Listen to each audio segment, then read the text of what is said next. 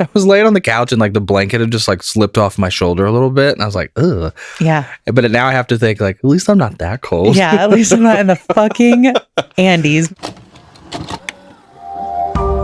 We used to be kids. Now we're not. Something happened in between. This is the Broken Youth Club.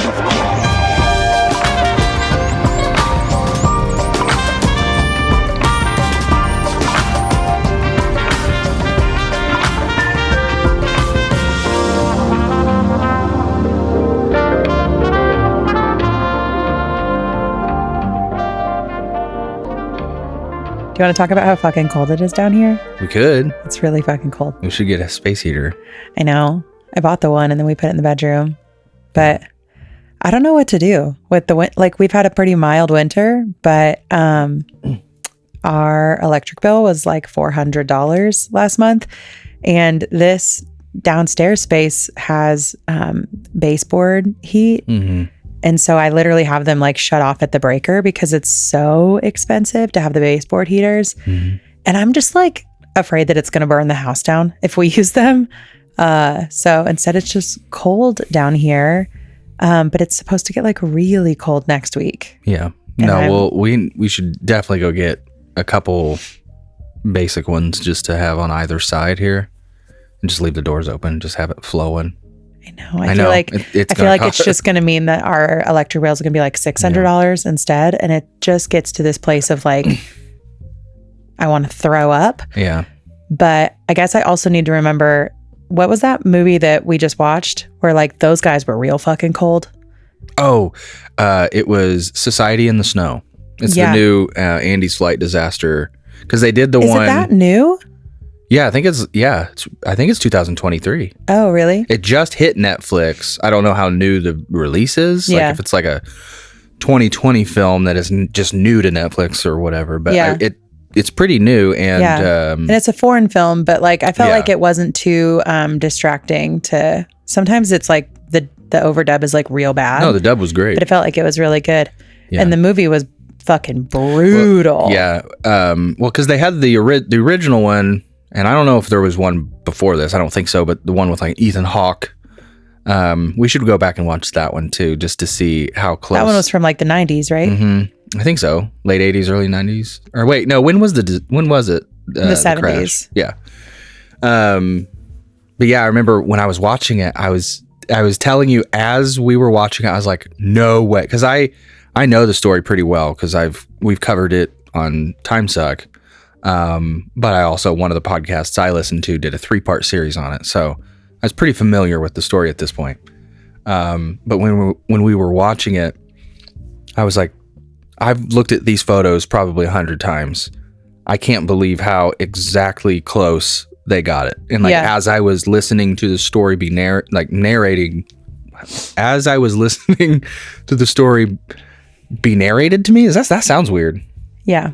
As I was listening to the story, the images that were in my head matched exactly the movie that just hit Netflix. Again, Society in the Snow, I'm pretty sure is what it's called. Well, and what was so sick about it, we looked it up after the movie and they literally shot it in the location of the wreckage. That's wild, dude. So it's like you couldn't have and at the same time of the year, like you could not have gotten it more accurate. Yeah. And it was so good, but so like just fucking gnarly. Harrowing.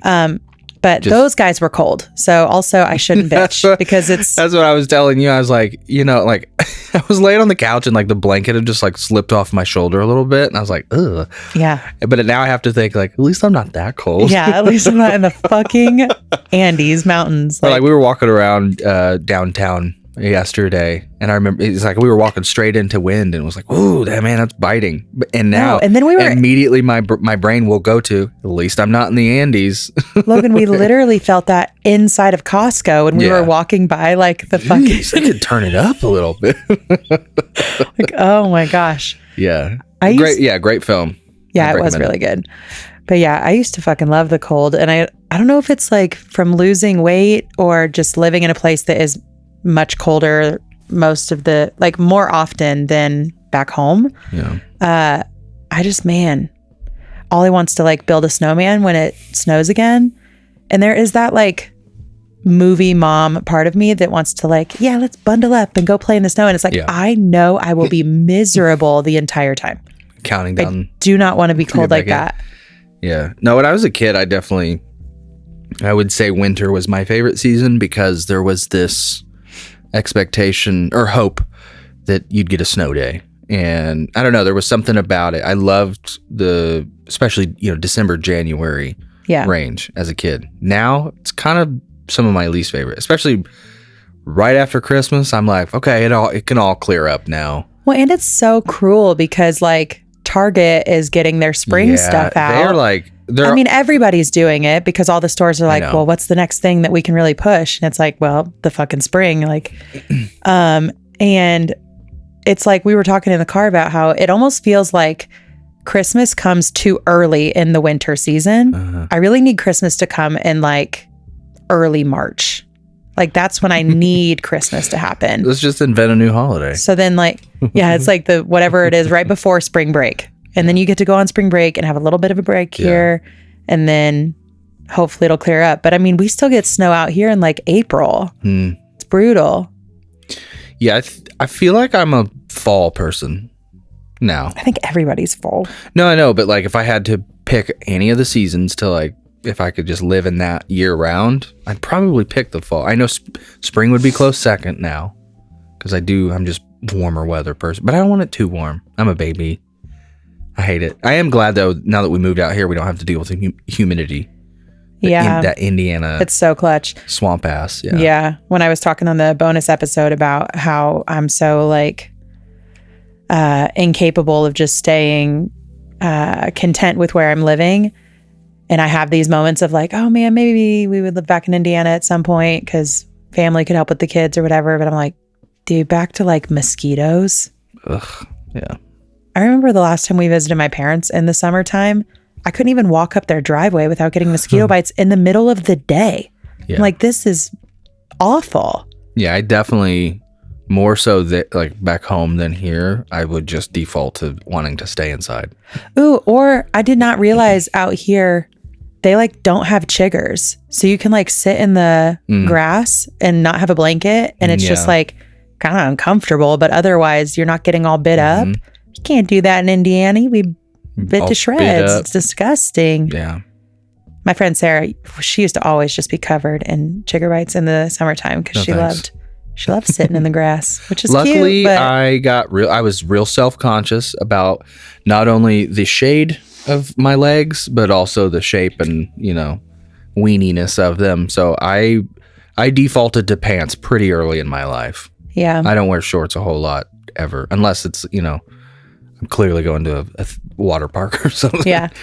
Well, yeah. So I thought today we could talk about, I was watching this TikTok of this girl and she was kind of like role playing out this scenario that she went through a lot as a kid with her mom, where she would do something wrong and then her mom would give her the silent treatment. And it could be over something as simple as like, hey, did you remember to set the chicken out of the freezer so that I could make dinner? And then the kid says, no, so sorry. And then the mom gives the silent treatment.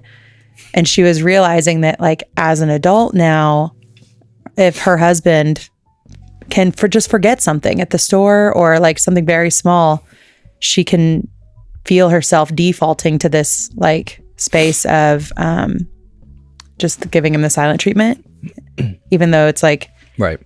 In reality, we know that's an overreaction. And it made me think about this other thing where I saw where it was like, your kids aren't bad at regulating their emotions. You are. Okay. Because kids are kids and there shouldn't be this expectation that they can regulate their emotions better than us. Mm-hmm. But you and I both know how quickly we can just like oh yeah, over it. Yeah. It's like some days we have so much patience and other days it's like if a kid literally just farts at the wrong time, I can be like, get away from me. When like 98% of the time, I think farts are hilarious. Yeah.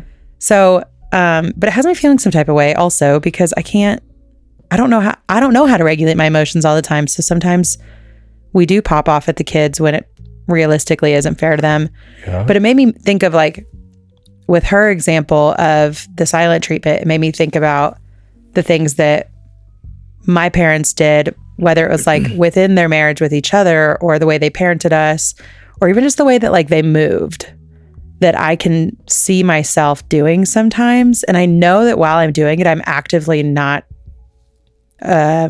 enjoying the fact that I'm doing it. Okay. But I also, it's like I can't, once you start, it's like that itch that you have to scratch. You know what I mean? Does it have to be like, negative things we picked up from our parents necessarily? No. Or just things in general? Just things in general.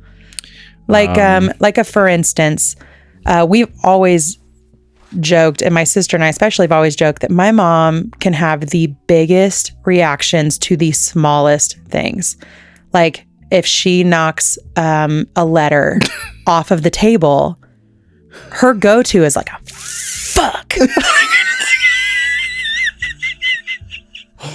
Yeah. Like hard F fuck. Even though it doesn't matter, she just bends over and picks it up, and it is what it is, and it's fine. But she does it all the time. She's always done it.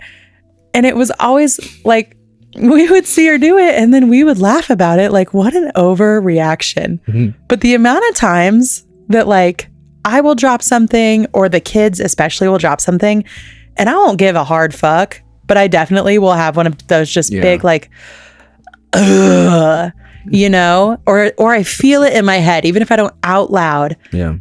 I'm immediately so annoyed over a thing that takes me less than 3 seconds to remedy. But like, I don't know how to move past it because it's a behavior that was shown to me for so fucking long. Yeah. I don't know how to break that. I feel like it's really hard for me it's hard for me to pass up a dad joke when one presents itself. Yeah. My dad is like, he lives for that. And I feel like I'm slipping into that. Like I might go get me some New Balance shoes. Like I do it with Oliver. The same shit my dad does. And I don't know if it's well, you have to deal with it now too, because it's like just kind of funny to make you have to like, hi Oliver, I'm dad. Like, yeah, just do the real dumb. Oh yeah, clean front page Walmart easy shit. I have one for your dad that I think that you do. I can remember always and always and always, whenever I would go into work with you, your dad always had the same fucking radio station on. Yeah. And they played the same 15 fucking songs all the time. And you would always give your dad shit about like, you should listen to something new. There's like other stations out there. But dog, you have been on repeat with Toto for years. It's like the thing you put on. Yeah. Anytime that like we get in the car, there's a distinction. I have a distinction though, there. or whatever. But it's the same. It's like the same concept. You rotate through the same things. Yeah. But it's just like incessant. And you asked me tonight. I had put on some music that you were like, "Hey, this is like, what did you call it? Seattle rain music or something?" Seattle sad. Yeah. Like you pulled your hood up and you're like. Yeah, I did a pose. I was like, "This is what you're listening to." I pulled my hood up and then I just looked like wistfully out the window, like. Yeah. Which for me, it was like, I'm just trying to listen to something that is like very calm and very slow. Shit, I got you covered on that. Because the kids were buck wild today. And again, we tried to take them out for lunch, and like the lunch would have been fine. But at one point, Simon was standing in the booth and somehow managed to like trip over his fucking feet and fucking clocked his head on the table. Like all the silverware made the clink. Oh my God. And the people Everybody in the booth behind us, because it hit hard. Yeah. And then it just felt like it was just like at one point we were sitting in the car and you were laughing because all three kids were talking to no one. Just on their own tracks. But like on repeat, saying the same things over and over and over again. And both iPads were playing and there was music on. And we're pulling into Target and I'm like, I'm so overstimulated that for dinner, I just wanted to put on something just like so calm. Like borderline put me to sleep while I'm making this food. And I thought I had hit the vibe. Yeah. I had it. It was a lo-fi chill mix, whatever. Yeah, but you were in like a minor like chord like area. You needed to be in a major chord area. And so I disagree because you switched it up and it was definitely more like, hey, but I wanted to move slow. I wanted to feel. Well, you didn't say anything. That's all you had to say. Listen. As soon as you pulled your hoodie up and made fun of me, I knew at that point that was it. I'm going to make my distinction because I'm going to defend my fanhood here. I am a fanboy for a very specific band and a set of musicians because it's fun to have a healthy outlet. We've already discussed this. Okay, leave me alone. Number 2, I also am proud that I kind of have an eclectic mix of music that I do enjoy. So if you were to give me a vibe that you're going for, baby, I got you. You just got to say that. I understand that. But when you get to choose your like everyday listen, it's the same shit. Most times, yes. Yes, it is. So I'm just saying that is very Joe Keith energy. That is very, very. Yeah, when I was younger, and we were going to church more. That was like more of the life we lived. It was Spirit 95. Yeah, the Ellettsville station, where it's just Christian rock. And then after the divorce, we left the church. Then it moved. Then we moved to good old Bob and Tom. Oh, yeah. Which I hope Bob and Tom is like not just a local. Anybody listening who is from home that's not just a local thing necessarily. Like Bob and Tom were globally famous there for a hot minute. So yeah, Howard Stern-y type famous. Yeah. Okay. Go back. They were on the cover of Rolling Stone. You kidding me? You didn't know that? Excuse me, Bob and Tom. Yeah. My bad. Yeah. My bad. One from my dad, moving past this, my dad, is super duper good, which is like a pro and a con at like, when he decides that he is done with somebody, it is like truly a light switch. Like I went from caring to just not, and this person doesn't matter anymore. And I never need to see them or speak to them again. I don't think about good memories. I don't think about you at all. Like you are truly, truly not only dead to me, but also as if you never existed. Yeah. My dad's really good at it. My grandpa's good at it, but my grandpa does it with like his kids. So like, or like me. That's fine. It's a dial. You got to figure out where. Yeah. Yeah. My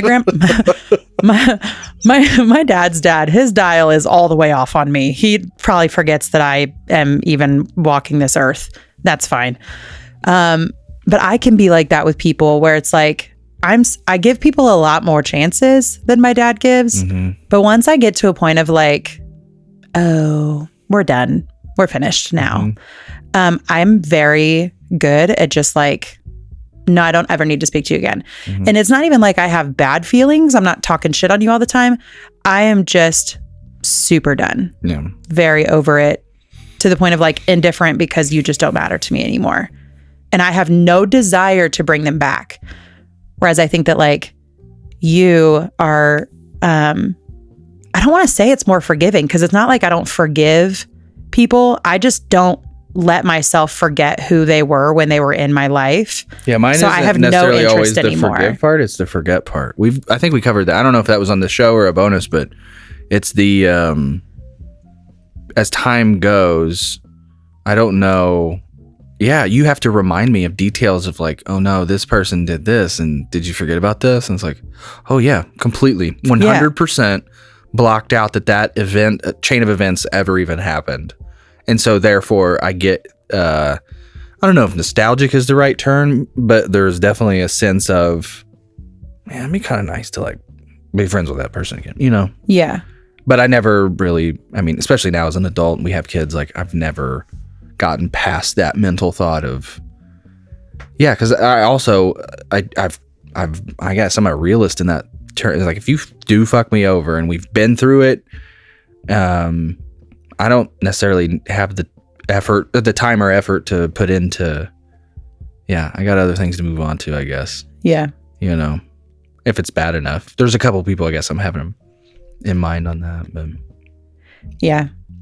I have those same people in mind when you're talking about them. And for me, when you are like, yeah, remind me of that, I don't want it to come off like I'm like, hey, they're like a big piece of shit, but it's just like, no, it's just, they're truly not worth I know the thought anymore. I know. And like, we're all in different places in our lives now, so it just doesn't matter. Yeah. but like it takes me a while to get there. But once I get there, I'm super done. There's no missing or wishing that we could reconcile. It's just done and over. I know another thing I do that's, I think, pretty universal as like, it's not just my parents or your parents. I think it's parents in general, is the constant whack-a-mole with the light switches around the house. When you have kids, you know, running around and flipping every fucking light on around here. I feel like for a long time, I associated lamps and light with comfort and happiness. Mm-hmm. And so, especially when I started to live on we lived on our own, I would always leave lamps on. I do in some areas because I don't like to walk into a completely dark room. Yeah. But I do use, you know, LED, like low watt LED bulbs, and it's like whatever. But I have found myself over the past several years catching myself in that state of like, holy shit, like I'm total, you know, putting on my New Balance, going out to mow the lawn dad right now. Yeah. Yelling at the kids about like, if I have to turn off another fucking goddamn light, it's like, yep, I'm earning those dad stripes right now because it's every fucking day. Yeah. It's maddening. Yeah. Oliver's super, super bad right now about leaving there's 3 lamps in Oliver's room, and Ollie's room's not very big. The outside of the master bedroom, the bedrooms in this house are not super big. No. And Ollie, has I would say the biggest, which it also, the shape of our house is, it's not like a strip. It almost looks like pilot wings. Like there's a center hub and then 2 kind of angled, like a left wing and a right wing of the house. So all the rooms aren't square. They have like kind of a weird angle to them. Anyway, that's just a fun little fact. But it's no bigger than this room. Oliver's room is like half the size of this room. Ollie's room is very not big, but Oliver has 3 lamps that they will leave on all day, all night, no matter what, whether Ollie's in there, not in there, sleeping, not sleeping. I mean, it is infuriating. Multiple times a day. We're like, hey, how many lamps are on? Or I can't speak tonight. I'm sorry. Uh-oh. You know what I'm saying? Yeah. It's awful. And it's to the point now where it's like, hey, I don't want to keep going in your room and shutting these lights off. So now the only thing I can think of that Oliver really cares about is the money that Oliver has saved in their little bank account. And it's like, hey, I'm going to start taking money out. Right. And tickets. You can leave 1 lamp on all day, every day. I don't care. But when you leave the room, turn the others off. This is ridiculous. Yeah, this is crazy. Because I've had that conversation with Oliver too, where I don't want to be the person who's like, hey, all the lights have to be off in the house basically all the time. Because I know there are families where it's like, yeah, if you're like in the room, you can have the light on. As soon as you leave, you have to turn that light off. And then whatever room you enter, then you can turn that one on. I get all that. But like I said, like in my drum room or even here in my office, I come in and out often enough. Yeah. That I at least like to have, it's almost like a night light. I want to at least have 1 on. It's not as glaring, you know, like shop lamp. It's, again, little 15 watt bulb or something, or an LED. I don't care. But I don't know. I'm a light person. I know. I do hate that you leave lamps on though. There's 2 lamps in your drum room that are on 24/7. And I'm like, could you shut them off? And you just want to argue about how they just don't use that much electricity. Right. Yes. Listen. Okay. I'm like, okay, great. All right. What else do you here, let me ask, do you see anything in me that you see also in my parents? I do wonder sometimes if your like constant need to progress in your career is tied to your mom. Because a little bit. And I think that like your mom has kind of spoken on like feeling like she needed to prove something, that like she could be something big. Yeah. And that like her circumstances weren't going to hinder her from doing big things. Yeah. And I don't know if like you feel that same tie because of like the shit that happened to you as a kid, or if it is purely just like coming from a small town and not wanting to stay in a small town, or what it is. But like, I mean, even now your mom is looking to progress her education, progress her career. And I'm like, literally, why? Like, girl, ride it out. You're good. You did the things. You're fine. Yeah. And I feel like you kind of have this constant, like, even when we hit a good place, it was still like, yeah, but like, what about this little thing I could do on the side? Or what about... I remember we had this conversation like in high school where I don't even remember what it was in relation to, but your sentiment was that you were worried that nothing was ever going to be good enough for me. Yeah, it was like, and you could not be content. Yeah, and it wasn't in relation to, maybe this was early college, but somewhere around, we were really young. But it wasn't in relation to necessarily you and me and our relation. It was like, you know, things I like to do or my career or something like that. Yeah. And I remember trying to explain to you to the effect of like, yeah, I think I could be one of those people who did achieve X, Y, and Z, and I would always still have something on my brain that I wanted to continue to achieve, because there's a part of it that it's the pursuit of the thing that gives me just as much, if not more, joy than the actual thing that hangs on the wall once I achieve it, or whatever, you know. It's the journey, not the destination. Yeah. And so I feel like, yeah, that's kind of, that is my motor and my drive, is to always have something going, something to look forward to and build. And then when I'm done with it, I can move on to another thing. I think I'm always going to be that way in a sense. Yeah. So yeah, I don't know. But on the other side of that, I think I get my dad's sense of, I think you get your dad's sense of being a fucking homebody. Like, if you could choose to be anything at all, you would just be home all the time. Yeah, I don't like networking. I don't even know that you're so driven to like go on vacations or travel. Like, if you could just have staycations and just stay home, that's what you would choose. Which hinders me. I know that, but it's comfortable for me to like be in my space and not be out in the world. And I don't know if that is strictly something I get from my dad, or if that has to do with any of the other shit. But yeah, I've always been that way. And I think that's annoyed you from our genesis of our relationship. Cause I remember the very first like few months of us dating, you were the adventurous girl who liked to, you know, get in her car late at night and go get Polar Pops and just drive around and see where the night took us.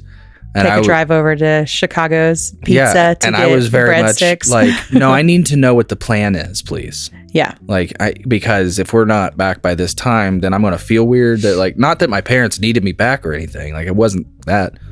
It was just like, I need to know what's going on. Yeah. I don't like winging it, and I don't like just like being out away from a home base. You know what I mean? Yeah. Feels like I'm in a, you know, zombie survival thing. It's like, we're just out in the woods. Like, no, if we don't have a plan or anything, like, we need to just be back at base and then come up with the plan. Same thing. This is the other thing. Sorry.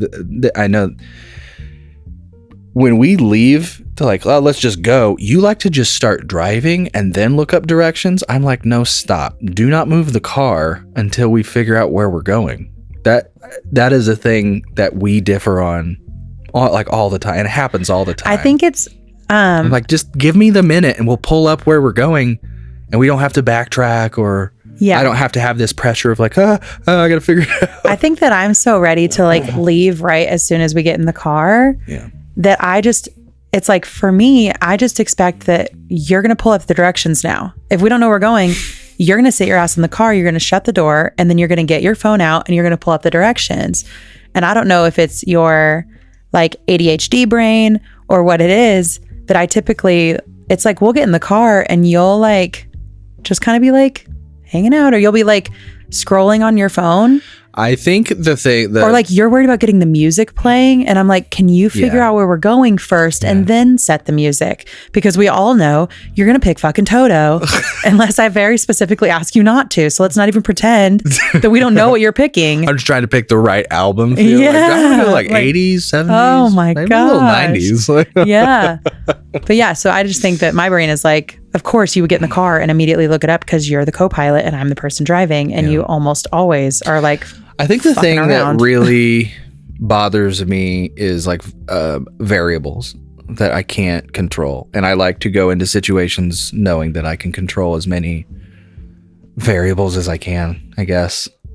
I don't know. And when we're just like winging it for certain things, like I remember that one, it was still fun, but I think we've talked about it before, but that one trip we took with a couple of your friends to Chicago. Do you remember that? Yeah. We got trapped because like transportation. We took the train, which we had never done. Like we took the train from northern India or from Indianapolis, I guess, to Chicago.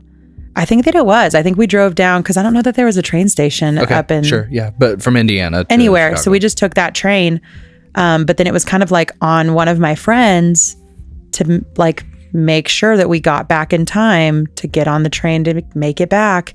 And oops, we like didn't. Yeah. And then it was like, okay, well now we have to like get a fucking hotel room on the fly. And none of us had phone chargers. So then we had to like go buy a phone charger from a CVS. Yeah. It was just like. I will say like being with you though has taught me, or I guess given me the opportunity in life to be in more of those situations to where that is a little more normal for me now is to, we're just going to maybe go to the mall for a little bit. We'll go to Target. Not in any high stress situations or anything like that. But yeah, just being more open to being on the fly. Because even then, that was later college, right? For me? Or was I out of college by then? I think that was the summer. You still had like a year of college left. Okay. So I was getting there. I do remember it was bothering me a little bit of like, because also there was an issue with the play that we wanted to go see. I remember like the whole weekend, that whole night time was like stressful. People, like one of your friends was like stressing me out.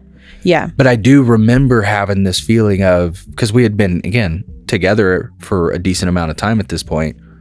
It felt like I had done that kind of thing enough to where it wasn't stressing me out anymore. Because when we first started when we were first together, there wasn't a plan in place. Like I would have an actual reaction to it. Yeah. But. Well, and like sometimes it was like if we weren't together in high school, like if our plans did not involve both of us,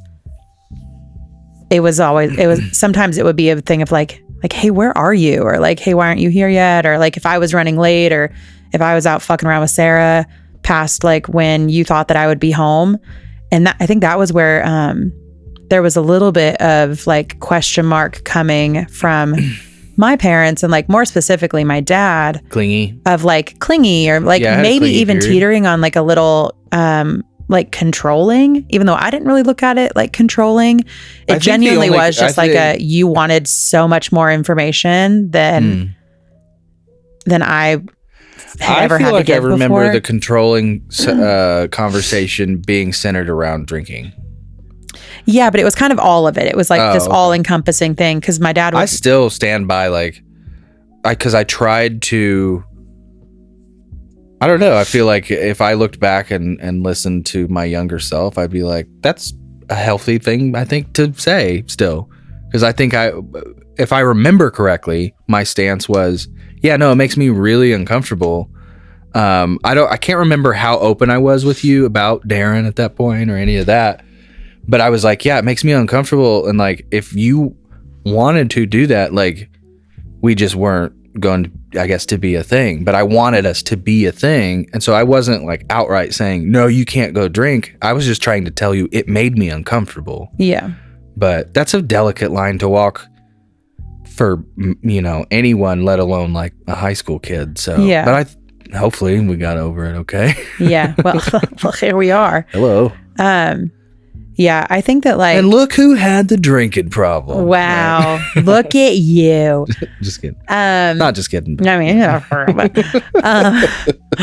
yeah, I think one of the things when it comes to our relationship that I took from my parents that I kind of wish I wouldn't have. Like, I wouldn't say that my parents were always super patient with each other. And it's funny, like you and I went through a period of time where we bickered a lot. It was like when Ollie was little, we hadn't had Arlo yet. It was during like the drinking stuff, but we would bicker a lot. And because we were around my parents a lot, my parents would say stuff to me about it. Like, hey, you guys kind of fight a lot and you shouldn't fight in front of Oliver. And it was funny when they were saying it, because for me, it was like, do y'all know? Like, yeah. Do you remember how you modeled shit for us? And like, and it wasn't like turbulent all the time or anything like that. I mean, my parents obviously are still married now and have been married for a very long time. But like, I feel like most married couples, you go through a season of just kind of like bickering a lot. And I think that like they had their own stuff going on that they were working through. But there was just a lot of kind of like snapping at each other, or a lot of like we wouldn't even understand why someone was mad, but it was very apparent that they were mad and that we needed to like There was like a chill in the air. toe the line because it wasn't going to go away. There was no like apologies and then hug. We're not going to like ruin the rest of the night. And I feel like there are times when I just like don't have a lot of patience with you, and you can feel it. And then you kind of like will snap back at me. And then we just get in this place where like we both are so like, oh, you're the dick. Or like if I could even in my head rationalize like, well, I was the dick first, but like, how dare he be a dick back to me? Like he's supposed to make me feel better kind of thing. But sometimes I can just feel myself lean into that. And in the moment, I'm like, why am I doing this? Like, I don't actually want to fight with him. I'm not actually even in a bad mood. But it's like, there was a lot of that for me at home for a season of time. And I would say it would be a season where I was younger. So I didn't have those like observation skills of like, hey, what's really going on here? For me, it was just like, oh, hey, I need to like shut up, be quiet, leave the room, try not to cause waves, because they got something going on. Yeah. And I don't know how to get out of it. Yeah. I feel like for me, you know, as you were talking about that, like, you know, obviously Darren was a negative influence a lot on me growing up too. And I've caught myself several times being upset at the way like certain, even down to my facial features, of like when I'm talking to the kids, like trying to discipline Ollie or something. Like, hey, you don't do this, you know, yada, yada. Like as soon as the words come out of my mouth, it's like, shit, that was like flashes of Darren. Yeah. And unfortunately, I think that's because like, you know, one, I didn't get to see my dad a whole lot until basically, middle school. It was, we said this early on, but every other weekend for, until, how old am I in middle school? Like 7th grade? Yeah, you're like 12, 13 maybe. So those, you know, very formative years, the disciplinarian for the most part was definitely Darren. My dad didn't spank me. My dad, like, he was a hands-off disciplinarian. And so when I got in trouble at my dad's house, it was more, you know, just go to your room. Well, did your dad do the disciplining at his house, or did Marilyn do that? It was mostly Marilyn. Yeah. Yeah. And dad would just like co-sign essentially, like, no, you heard her. Yeah, no, Marilyn. Yeah. But yeah, at my mom's house, obviously I had the physical discipline from Darren. I had the very verbal discipline. Yeah, and I'll just catch waves of that. Even still, like now, like I don't know how you get rid of traces of that. Yeah. You'll just see it pop through and you're like, yeah, I don't like that. Ugh. Yeah. And I think that's what I struggle with sometimes, especially with, everything we've talked about with our struggling with Ollie, because my correction for a very, very long time when it came to like back talk or just not listening was like, hey, are you fucking stupid? Like, did you not hear what I just said? Or a lot of just like, shut up, shut your mouth. Like it was this form of discipline that I felt like was made to make me feel embarrassed for using my voice and just stupid, like just, hey, you're not fucking smarter than me ever, like on literally anything ever. And for a really, really long time, we avoided saying anything along those lines to Oliver. I mean, Ollie would say the most off the wall shit. Did you know that monkeys used to be purple? Like at first they were purple. And it's like, oh yeah, wow, I've never heard that before. Instead of being like, no, they fucking weren't, Oliver. Like, no, they weren't. Because I didn't even, like, even on shit like that, I didn't want Ollie to feel stupid for saying something that was like clearly wrong. Yeah. And you don't want to de-incentivize, being funny or being, what if Oliver's an actor someday? Yeah. And, we look back and it's like, your parents were telling you not to do that shit. That would suck. Yeah. So it's like, I feel like we went to the total opposite end of the spectrum in that, where it was like, Oliver never said something to us that we deemed as wrong or like incorrect for like years. We just didn't.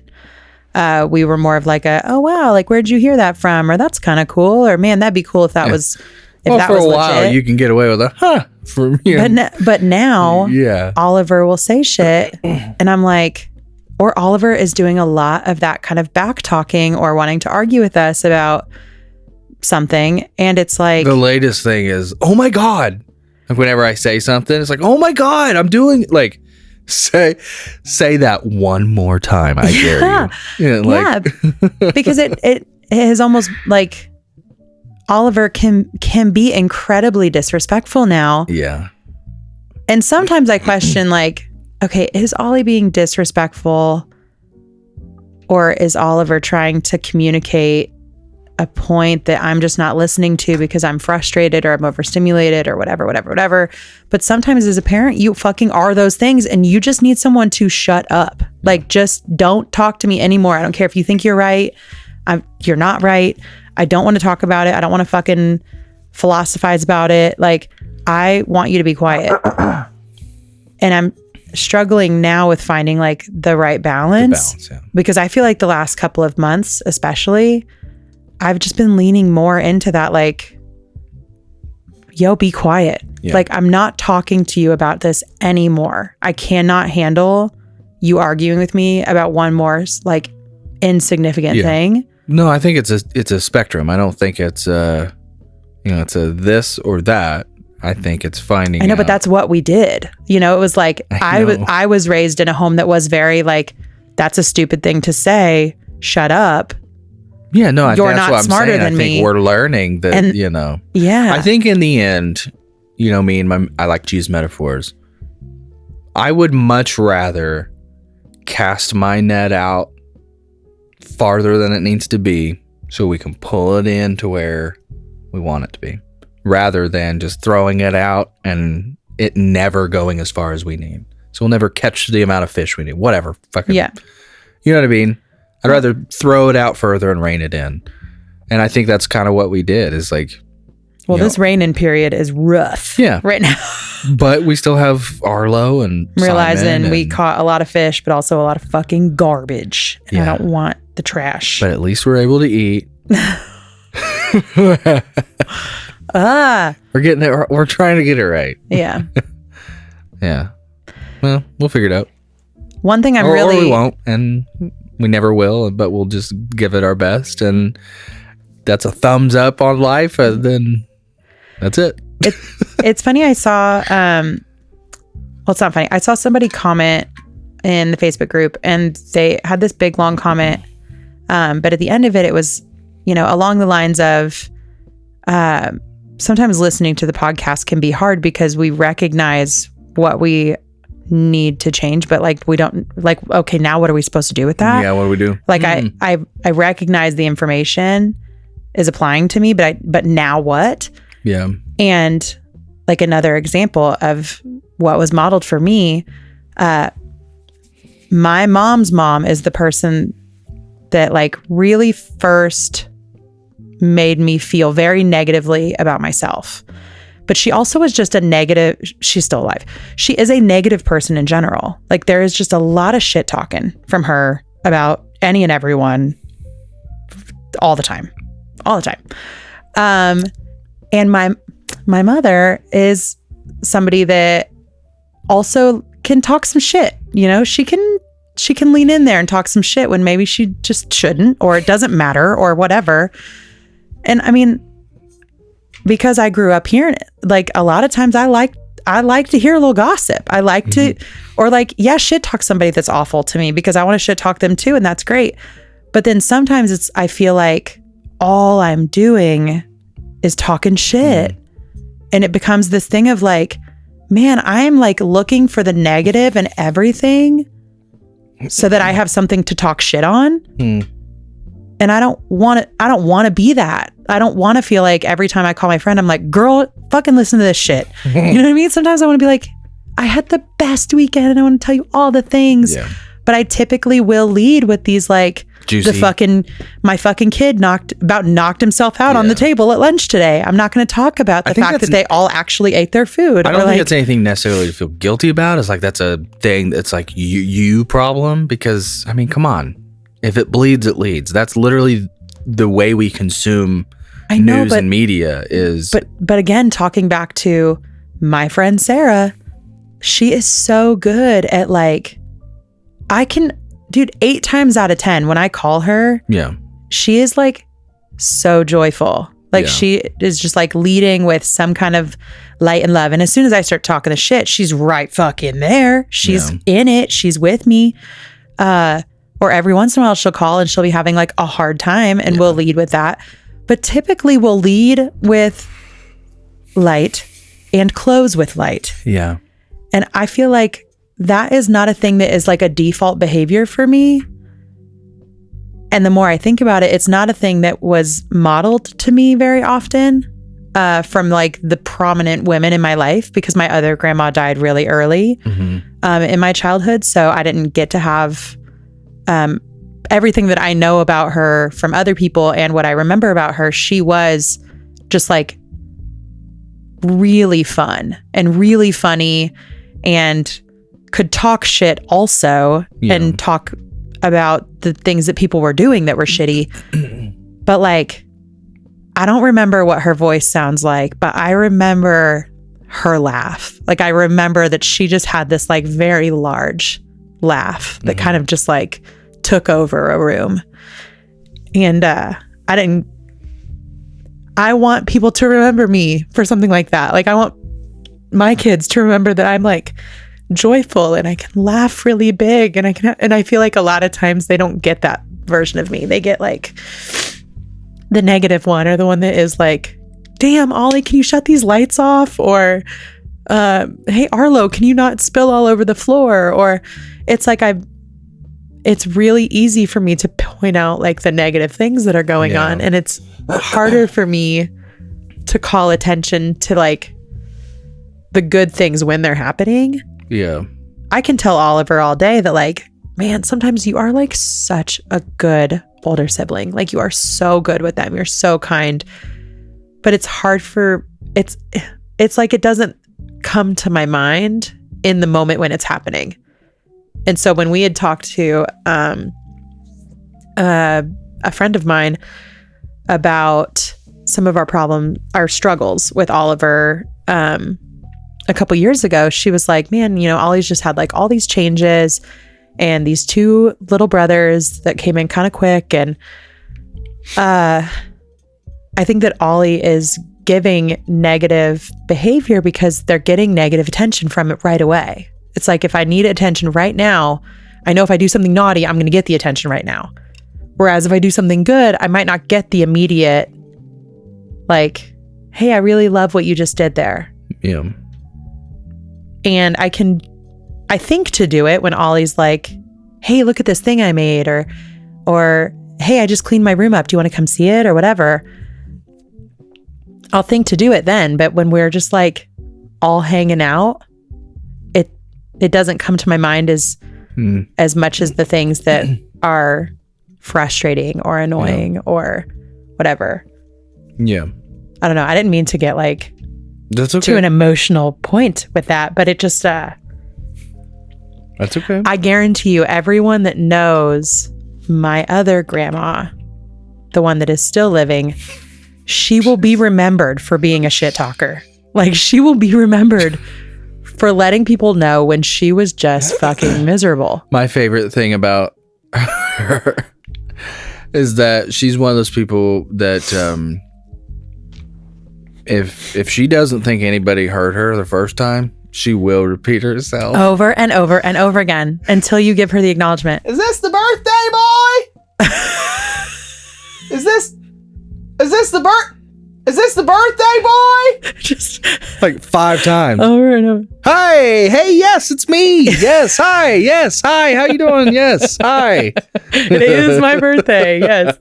Yeah, dude. But like, Yeah. I don't want to, but I have the information. I don't know how to break the habit. It feels really hard to be intentional when I feel like the majority of the time I am running on fucking fumes, especially when it comes to like my patience meter. Yeah. I'm really hoping that like once the littles get into a better sleep situation, which we have actively been working on for the last week, which isn't long, but everybody got to start somewhere. I'm hoping that like we're once trying a new radical solution of we're going to get them all 3 down at the same time. Yeah, we're hitting like a bedtime. Hello. I can't believe it. Yeah. Yeah. But I'm hoping that if I could just get some like regular ass sleep, that'd be great.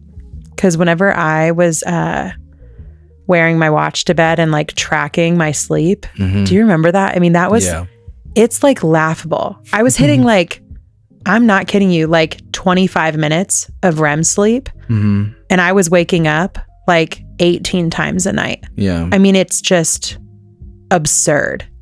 Yeah. But every time someone moves, I wake up. And we have so many bodies that sleep in the same space as us. It's like impossible. But yeah, I don't know how to fix it. I feel like I could read books, but I communicated that on this podcast over and over again. It's real hard for me to sit down and read a book. Like, yeah. Well, I'm hopeful that the new bedtime, because it seems promising that we're trying them all 3 together. Because before it was like, Oliver being older, having school, it was more imperative to get to bed, earlier at the same time. And the littles, once we got Oliver down, then we could focus on getting the littles down. Yeah. Because for the longest time, it's like we tried. It was just like, there's no way. Good luck. Why are you even trying? Yeah. Why? So, we've whittled that back. And I just think my biggest like fear as a parent is like figuring it out and getting to a place where we're all more joyful, and it being like Ollie just didn't get to experience that. Like it takes years still from this place, or like I'm just not good as a mom with multiple littles because it's so overwhelming and demanding, and a stay-at-home mom, which I don't find a lot of joy in. We've talked about that. Like, or I was just so fucking sad last year, like, and I don't want to be that anymore. But it's like my concern is that I finally get it figured out, and then Ollie is like a high schooler, and then it's like I get to be a better parent by like drastic measures to the other two than I was to Oliver. And there's like, what can you do at that point other than just say you're fucking sorry over and over again? But like, I can't fix that. But sometimes I'm so overwhelmed with it that I don't even know where to start. The thing that I've been trying to do more of is, when we have these moments with Oliver where, there's these big events, Oliver's in bed crying and we have to close the door, and it's like, all right, that's, good night. That's what you chose. You chose all this. And then there's yelling and yada, yada. I've been trying to do more, especially over the past couple years, of letting it cool a little bit and then going back in with as calm as I can.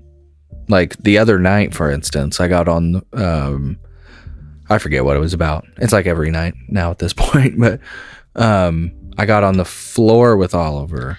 The new thing right now is we used to let Oliver stay up until 9:30 on Wednesday nights because they do late start on Thursday. Right. So they don't start school until 10 on Thursday. So you can have your weekend bedtime of 9:30 on Wednesday nights and then Friday and Saturday nights. Mm-hmm. But then Oliver started really abusing that and basically like would start getting ready for bed. We'd tell Ollie a half hour before, hey, brush your teeth, brush your hair, get yourself ready for bed, get your drink. We're done snacking, all that. But then Oliver would like lollygag around and then wouldn't actually start getting ready for bed until like 10:15. And then wouldn't be laying down until 10:30, 10:40. Then at 10:45, they would decide they need water. And meanwhile, we're trying to also get the littles down. Yeah. And so it's like, I shouldn't have to babysit you all the way to bed anymore. You're almost 10 years old. You can go to bed when we tell you to go to bed. So then we took away the extra hour during the week. And Oliver has been arguing and arguing and arguing with us about when their bedtime is.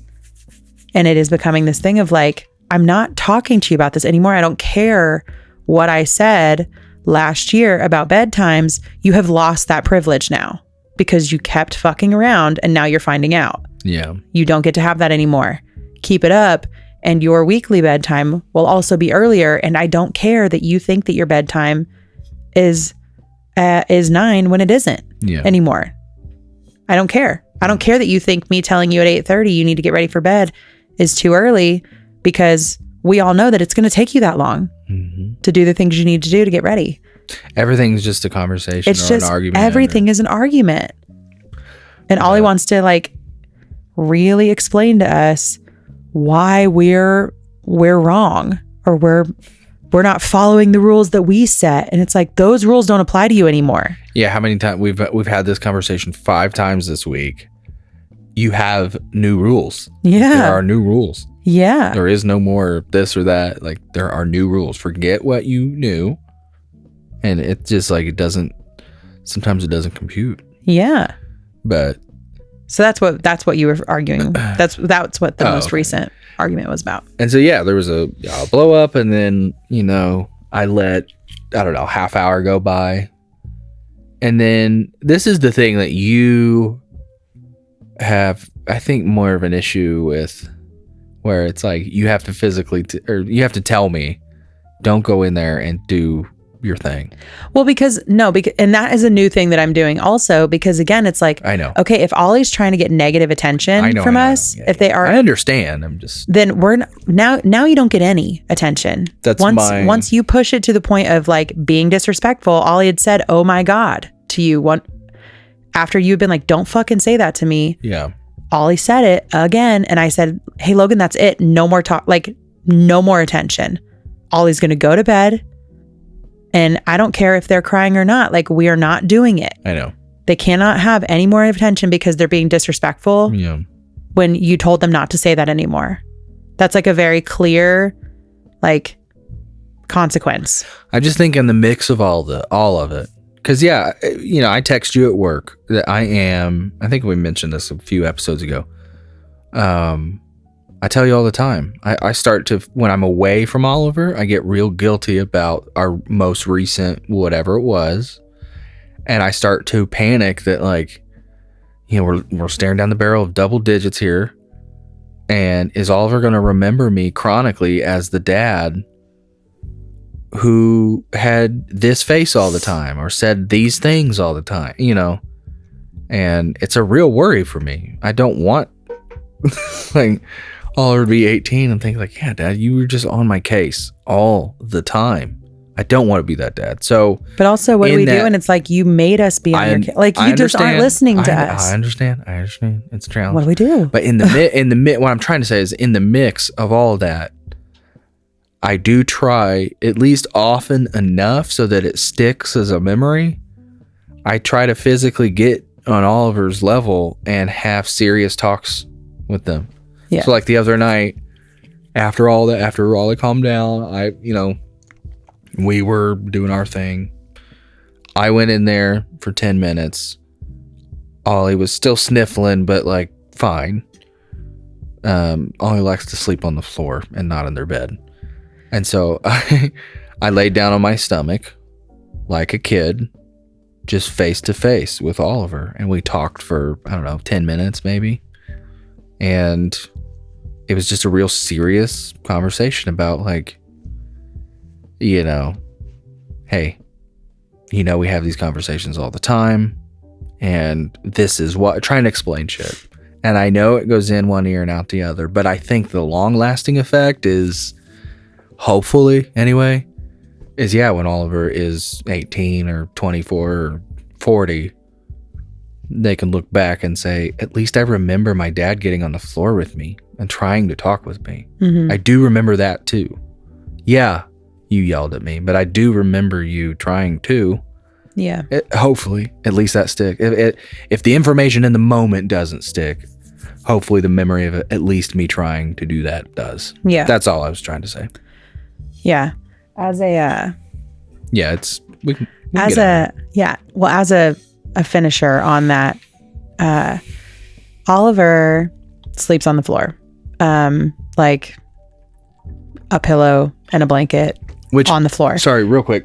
Part of that conversation I remember was, hey, we're going to have to stop sleeping on the floor because this is part of why you're tired and why you're grumpy is you're not getting your proper sleep. Yeah. So Oliver, when we lived in the house before this one, Oliver's room was very small. Like, Ollie's room here is small. The room in the Gilbert house was smaller. It was super, like when we had the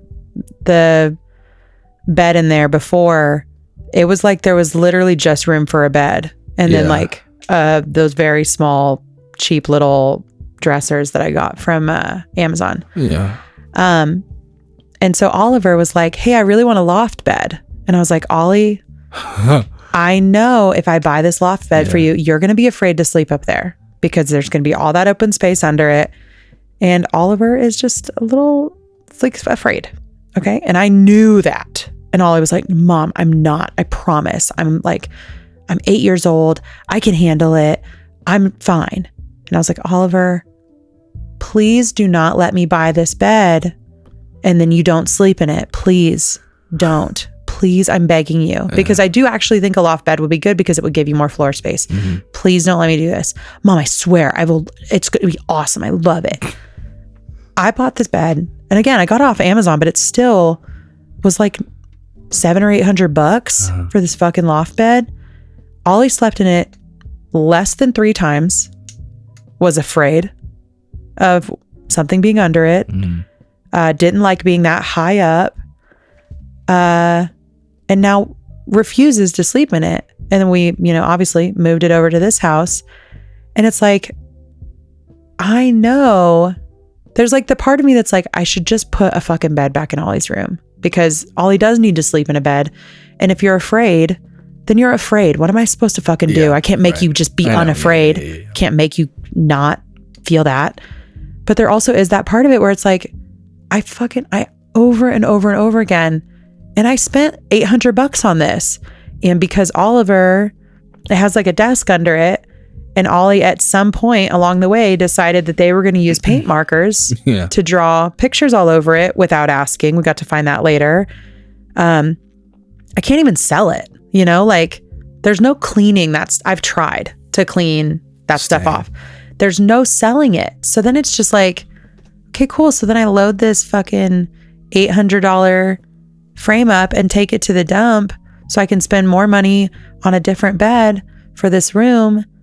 And it's like, that doesn't feel fair either. Like what lesson was taught? Because like, I know for a damn fact, if my parents had bought me a bed that I begged for and they tried to talk me out of it, well, first they just wouldn't have done it. But if they had, and I didn't like the bed, my ass would have been in that fucking bed anyway. Like they would have made me get up there. I don't know about y'all, but when my brother and I had our bunk beds, that was the dream. I loved bunk beds. But did you guys sleep in the same room? Yeah.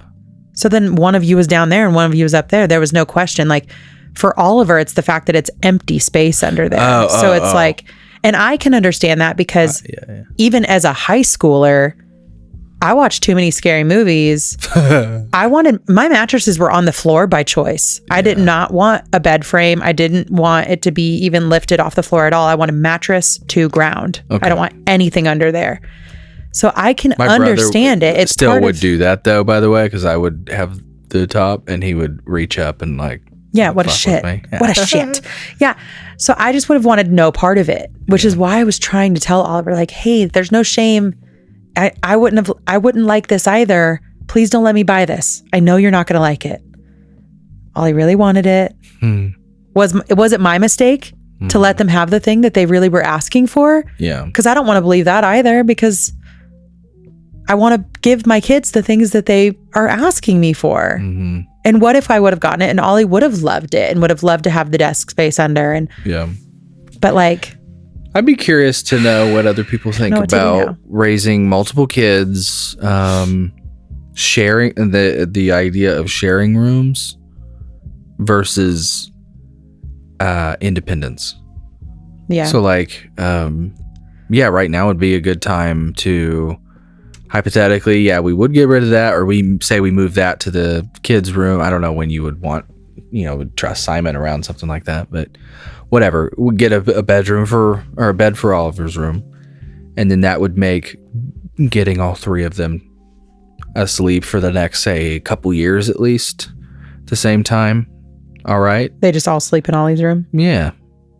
But they still have, say, their room, the two littles' room for all their toys and like the playroom and for like daytime napping and stuff like that. But like for the nighttime go to sleep, we could just try that. But then I'd be curious about any other parents about, okay, but then what happens when Oliver's 13, 15? Yeah. And hey, I don't want my little brothers in my room anymore. You know what I mean? So that there's always going to be things I think to consider, but yeah, we definitely need to switch up the bed game. Yeah, it's exhausting. Yeah, but speaking of, on that note, I know those little turds are not asleep right now. So I hear the feet just like it is in fact a school night and time for Oliver to go to bed. So time to wrap it up. But yeah, if you got if any of you guys just have like bedtime sleeping situations that you love or it's really working for you, please write in and let us know about it because we need some help over here. If you have not joined the Facebook group, I would highly recommend doing that now that we've got the admin stuff figured out with the... I think so. Yeah. Yeah. Shouldn't have problems with posts anymore. Fingers crossed.